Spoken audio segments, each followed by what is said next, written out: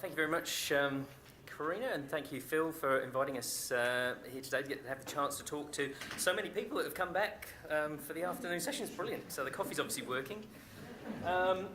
And I guess this morning I was thinking in movies, and this morning was sort of like courtroom drama kind of, and then the last session we got into all these deadly things, and so it was like that sort of murder mystery, particularly Gavin stuff at the end.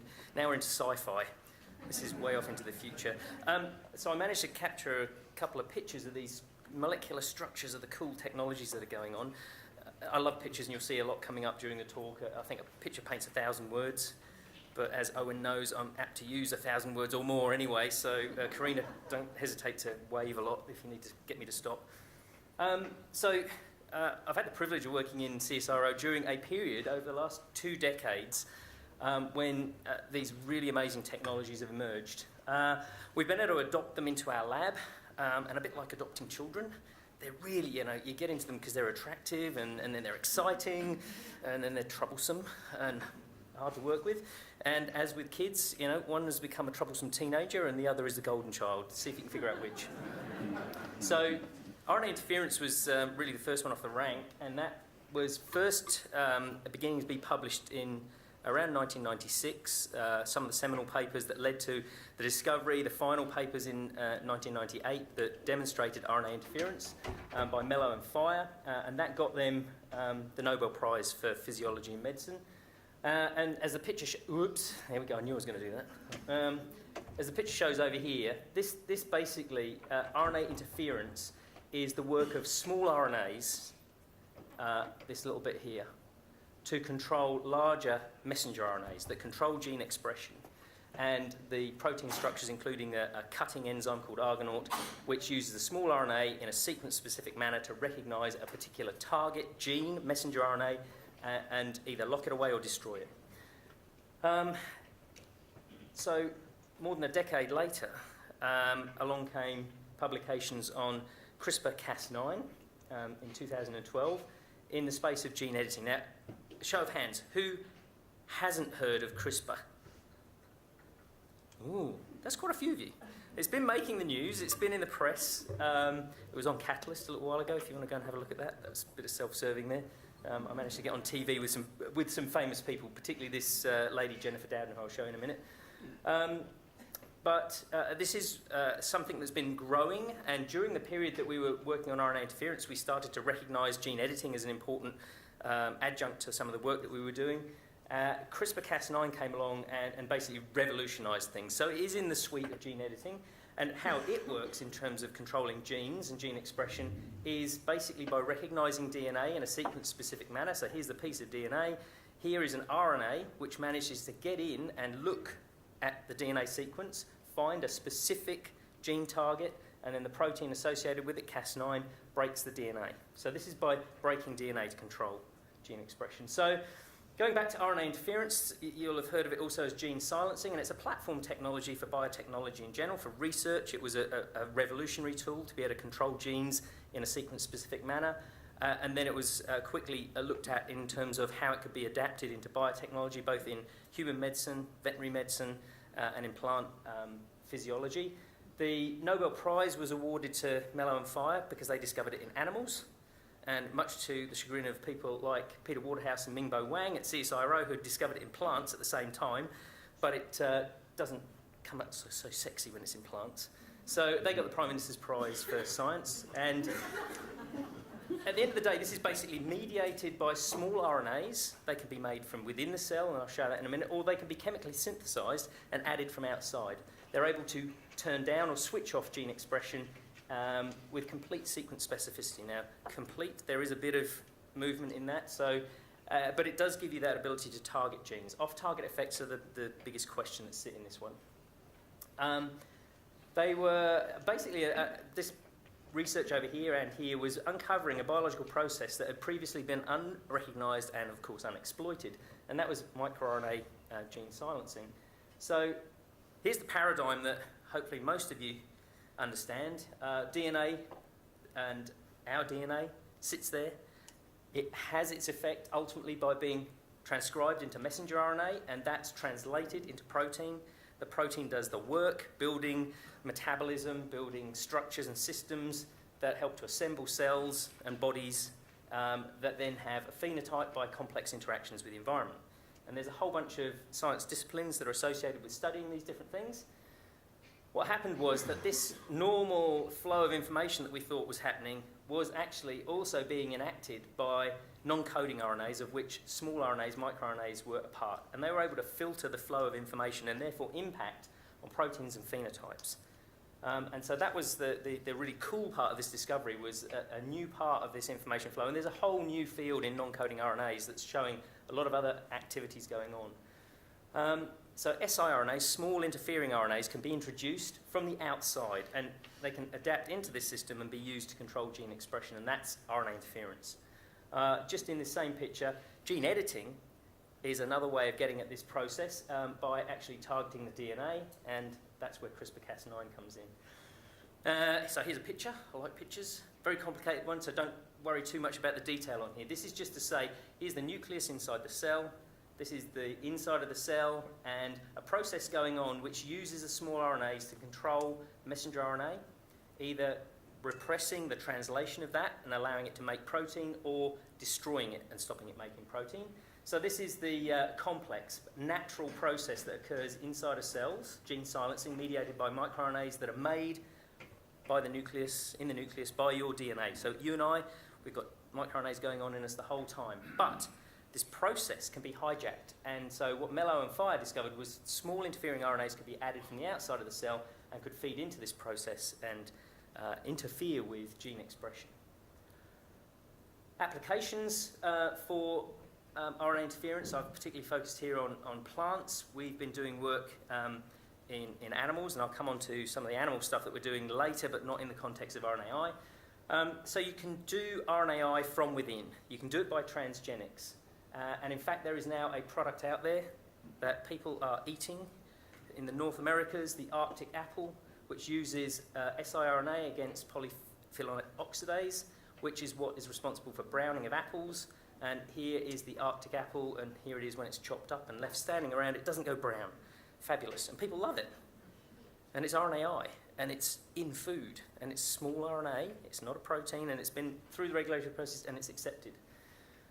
In similar vein, to counter pests of crops, the corn rootworm resistant maize uses an RNAi against an ATP enzyme that goes to the midgut. So when the corn rootworm eats on the roots of this corn that carries a transgene that expresses a smaller RNA that attacks the metabolism of the corn rootworm, prevents it from feeding, and the corn is protected. So that's from inside. From outside, you can add in siRNA from the outside. Now, this is definitely GMO. It's transgenic. This coming from the outside, not GMO. Or is it? Well, there's a question over that. But in essence, this is a chemical that's impacting on expression of genes in the cell, and that can be achieved by a number of small molecules as well as siRNA. So the opportunities sitting in this space are silencing herbicide resistance in weeds and enabling herbicides to be used again against weeds that have become resistant to it by knocking out those resistance genes with siRNA. When you know the sequence of the resistance gene, you can take it out. Silencing pesticide resistance in insects in a similar manner, or actually attacking pests directly using insect genes that are specific and that can be attacked and silenced. But with all of these, there's a question over formulation, particularly the formulation of the siRNA itself, but also scaling this up to a system that can be used in cropping scale economies. Now, there is a hang-up with siRNA. It is a small molecule in genetic terms, but it's a big molecule in agrochemical terms.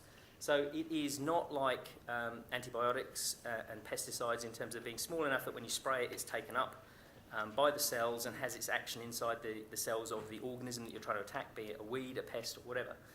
It's so big and covered in negative charge, it needs something to get it inside the cells. So you need a delivery vehicle. And that's been the hang-up. This is the troublesome teenager. that you need a delivery vehicle to enact this, and that isn't a simple thing. And so a lot of the work in RNAi has been in the medical space in developing various delivery systems. There are companies that have been active in this space, and essentially these delivery systems are essential to get their target siRNAs in to attack diseases, and there are a number that are getting through clinical phases. But I guess the take-home message from the point of view of veterinary and pest scenarios is that this is still expensive. So there's some work to be done in getting the costs down. There are ways around this, though. There are other means of going around delivery, and sometimes you can just express it in a bacteria and have the bacteria deliver it to a pest. So now on to the golden child. CRISPR. So this is a cover off Nature. Recently, earlier in the year, they had a whole issue devoted to various aspects of CRISPR. But I'd point out that it is one of a number of tools, and the very first cab off the rank was zinc finger nucleases, and I'll come on to this in a minute. Then the transcription activator like effector nucleases, or TALENs.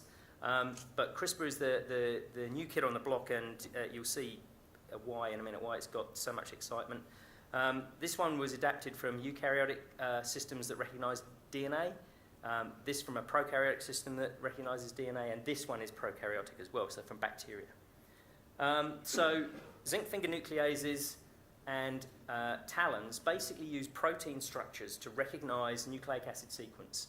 The zinc fingers recognize 3 bases at a time in units that have specific sequence recognition, but they have to be assembled into 2 sets of proteins along with 2 halves of a nuclease that come together.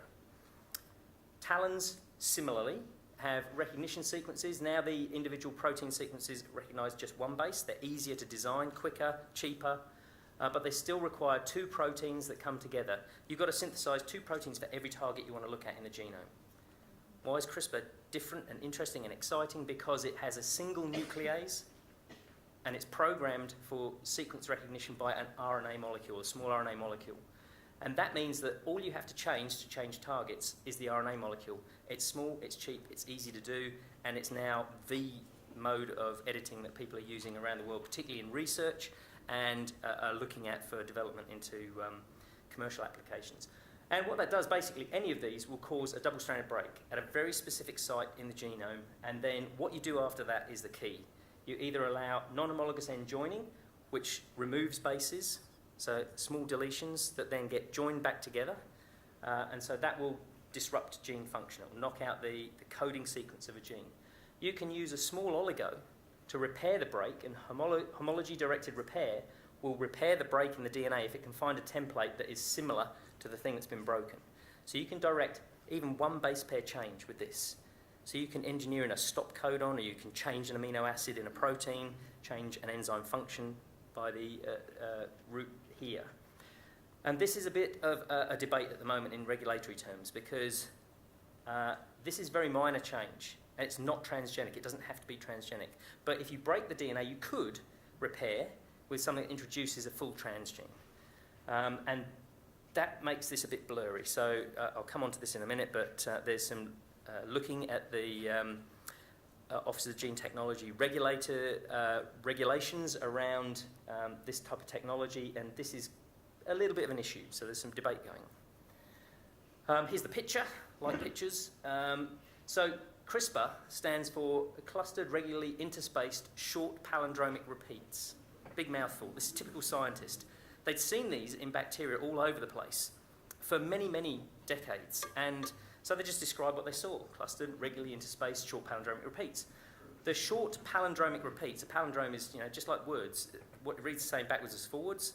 In nucleic acid terms, that will fold into a hairpin structure, and there's the hairpin structure. These are the repeats, regularly interspaced in the bacterial genome. And in between, there were these interspaces, and the interspaces were bits of different DNA. And those bits of different DNA turned out to be fragments of bacteriophage. And this was a prokaryotic, a bacterial immunity system to protect itself against phage infection. So these regions, basically, the hairpin locks into the sequence of the Cas9, and then the tail, the interspace, which is 20 nucleotides long, interrogates DNA. and it slides along and it waits until it finds its match. When it finds its match, the nuclease cuts the DNA, makes the break.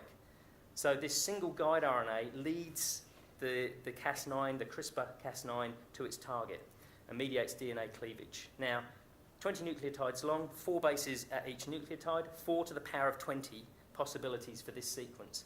That occurs at random 1 in 1,000 billion times.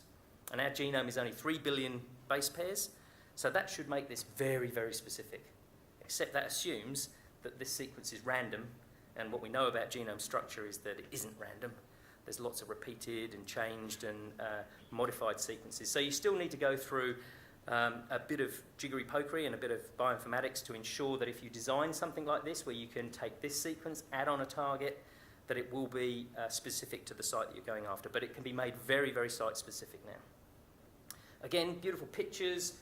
This is what is happening when we... So I've been using these tools, and they work really efficiently. They're amazing. So when you throw them in, you'll throw in loads of copies of the protein, loads of copies of the RNA, and it whizzes around the DNA in the genome. And we have edited specific genes in a chicken genome, about 2 billion base pairs in size. Hit just that gene. We can find no other changes. It's brilliant. It's made the cover of Nature, Science, Cell. This is Jennifer Doudna with this fabulous model. She's got this fabulous actual physical model of the CRISPR in 3D with the DNA and the RNA. So Jennifer Doudna was one of the people that discovered and developed this concept, but there is a bitter fight over the patent position around this, because it was also discovered at the same time, as so often is the case with bits of science, by Feng Zhang at the Broad Institute. And so he got his patent granted first, even though her patent went in before, and there's a big dust-up over it. And the reason is because there's huge money to be made in this in the human medicine scene, but it affects everything, including all the things that we want to do in agriculture. So there's a bit of a pause now. We're waiting to see how this plays out. There was a mention before of the interest that's in this space and about the international context. Obviously, this kind of research is going on in an international space. We're linked to many groups across the world that are active in the space, and there have been a number of meetings over the past couple of years that have been focusing on animal biotechnology, and that has been principally around applications of gene editing, particularly prompted by the CRISPR revolution. And a lot of those, as you'll note, have been driven by the OECD. And I've left off of this things to do with gene drive, which I'll come to right at the very end, and I believe that Owen will pick up for us. From gene-edited DNA to a live edited animal, how do you do that? So you can do this editing in cells in culture really easily. It's fantastic. It's very simple and straightforward. But how do you get an animal out of it? Well, if you edit a cell, you can take the edited nucleus from that cell and put it back into an enucleated ovum. That's the classic somatic cell nuclear transfer system that was used to make Dolly the sheep. It's kind of a cloning system, and here it is in action. There's the nucleus going into an ovum, and it works. It works a treat, and a number of animals have been made, not just model animals, but agricultural animals using this system. Or you can inject the tools, the CRISPR-Cas9 protein and the RNA, directly into a newly fertilized ovum and have it change that DNA in the very first cell that goes on to develop a full animal. And here's some of the things that have been done in that space. Now, this actually is not using CRISPR. This is using a TALEN system. And a company that we know well, Dan Carlson from Recombinetics, they use the TALEN system in agricultural settings. And what they've done is looked at this issue of horn growth in dairy cattle. So the elite lines of dairy cattle all have horns. And so you have to cut off the horns to protect the animal, keep it safe, because animals can damage animals, animals can get their heads stuck in races, or they can injure farm workers. So this has to be done, and it's very unpleasant, and most farmers would tell you if they could do something else, they would. What we can do now is we can actually cut and paste the gene for polled from other cows and introduce it into elite dairy lines. Why wouldn't we just do that by breeding? The answer is because the cows that have no horns are also rubbish at making milk. And as soon as you breed them in to get the hornless trait, you lose half your elite dairy genetics, and that's just not on. It takes decades, literally decades, to rebreed that elite line back in. So this is another way of doing it. Here's another thing that's been done with CRISPR, and that is to edit out receptors for viruses. In this case, it's in pigs, and it's the porcine reproductive and respiratory syndrome virus. Really unpleasant. I'm not going to show you any of the clinical features of this disease, other than in the lung, and you'll all recognise that's what a lung should look like if you're not a smoker. And if you're a smoker, it's probably going to look a bit like that. These are matched lungs from a wild-type pig that's been infected with PRRS and a gene-edited pig that's been infected with PRRS, where the receptor has been edited, modified to remove a domain that prevents the virus from binding. So that's fabulous. So fabulous that a company called Genus that develops elite pig genetics for the globe, for a lot of America, but other areas around the globe, they're into this now. They've bought the rights, they're driving this through and going to try and put it into their elite lines. Here's something out of left field. We can do this in other animals, including things in an environmental context. Now, many of you, if you've come from north of Australia, Queensland, Northern Territories, now into northern West Australia, you'll be familiar with cane toads. There's not an Australian that doesn't know about cane toads. Are an iconic pest, but their big impact is that they have these poison glands on the neck, and when predators try and eat them, they're killed by the toxin. Now, gene editing allows us the potential to go in and remove one of the genes in critical steps towards the biosynthesis of the toxin and generate a detoxified toad. That's neat because amongst our collaborators is Rick Shine, who just won the Prime Minister's Award for cleverness for actually using baby toads at the invasion front to bring about conditioned taste aversion. Give predators a baby toad, they don't get a lethal dose, but they go, oh, that was bad, I felt dreadful, I'm not going to eat another toad. But they've then got to associate a baby toad with a full-grown adult. We can potentially use this technology to generate an adult that is not going to kill a predator by cutting off that last step in making it a lethal toxin. And in fact, we've now got the funding through synthetic biology, future science platform process within CSIRO that Owen's involved in. We have funding and we've got a postdoc that will start on this work fairly soon. Now, we can do this with editing in a way that if the regulations are adjusted, we'll have this as being not a GM animal, simply a mutant variant of the animal, because it will only take a couple of bases removed to stop that toxin being elaborated as lethal. We could do it with a GM system, and a GM system would actually give the strength that it would breed into the population and have a dominant Mendelian characteristic so that it would spread the joy and this protection of the predators. But better still, we could go in with a gene drive approach. Now, I'm not going to explain gene drive in any detail. I think Owen's got a little bit more detail on this, but it uses CRISPR-Cas9 integrated into an animal's genome to create duplications of carriers that go on the gene drive. In this case, what we would do is we would aim the gene drive at the very first step of biogenesis of the toxin, so that you don't just have a toad that's not entirely lethal but unpalatable to mediate conditioned taste aversion, but you have a toad that is fully palatable, very tasty. The predators can eat it with no effect and no damage. If you do that, your predators can start to drive your cane toad numbers down and your predator numbers can recover. That's exactly what they would like. That would be the holy grail if they could have it.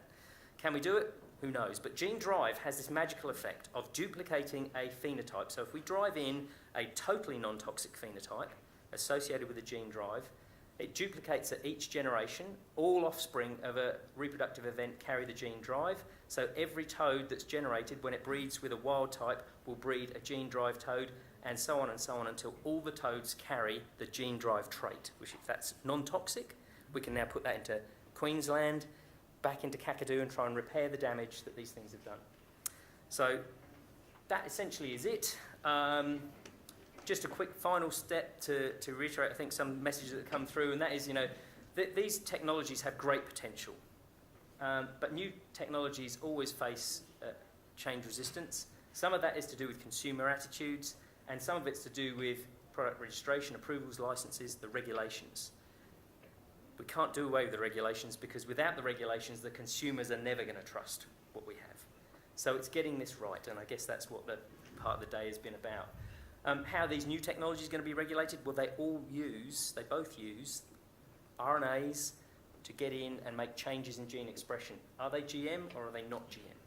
So that's something that's going to come up in a debate over the assessment of the gene technology regulations. The OGTR is undertaking a review that happens every 5 years, and it's on right now. So at the end of the day, we've got to figure out what is the appropriate level of regulation versus what is currently required by the regulations, and can we find a happy mid-ground.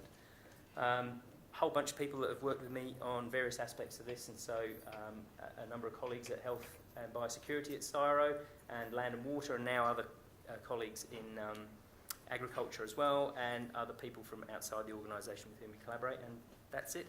And I believe questions will come with